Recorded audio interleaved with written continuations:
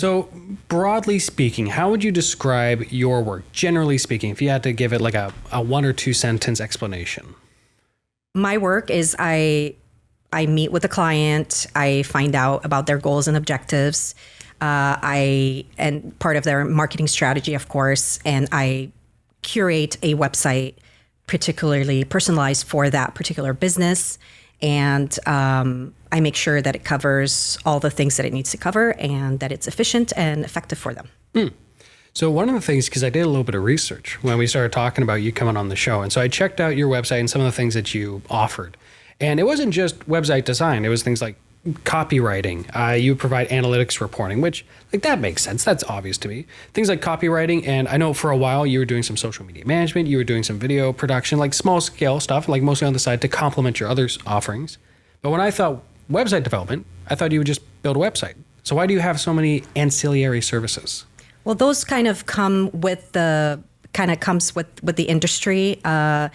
Copywriting, for example, it has to be a part of my offering because, the website has to be streamlined in a way that makes sense to the customers, and it has to align with the users, with the client's vision and mission. And so the content needs to be catered in such a way that makes sense. And so copywriting is part of it.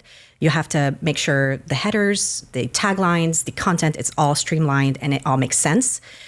So it kind of goes without saying that, you have to make sure that everything's proofread, everything makes sense, and everything aligns strategically on the website. So that's part of it. Analytics, like you said, makes the most sense because it's a point of reference. And without that, you cannot gauge if the website's doing what it's supposed to be doing. So that's a big part of it.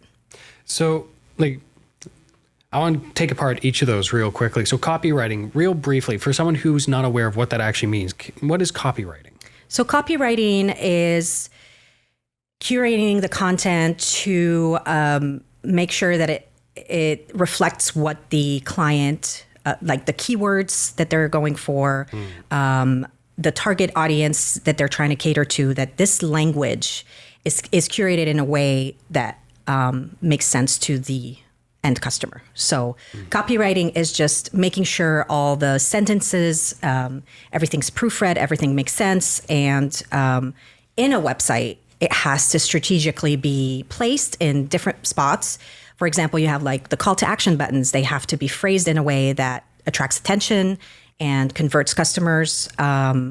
Everything has to line up so that it ultimately can drive more traffic. So it's kind of like the client will tell you what they want to do. Yes. But they're not very good at giving you specifics. Or if they do, sometimes those specifics won't actually work as well as they think it might. So the copywriter comes in and they make things a little bit more practical.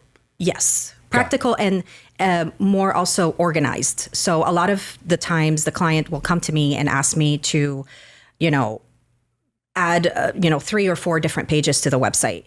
And then they give me a bunch of content, and then you get the content and you have to sift through it, filter through it, and make sure, okay, I have the right keywords in there. I have the right turn of phrases. I have all the things that I need to make the website make sense for a user who's just logging on for the first time.